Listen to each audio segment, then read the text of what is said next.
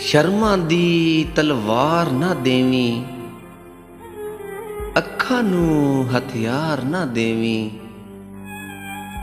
ਤੈਨੂੰ ਜੀਵਨ ਕਹਿ ਬੈਠਾ ਵਾਂ, ਵੇਖੀ ਕਿਧਰੇ ਮਾਰ ਨਾ ਦੇਵੀਂ।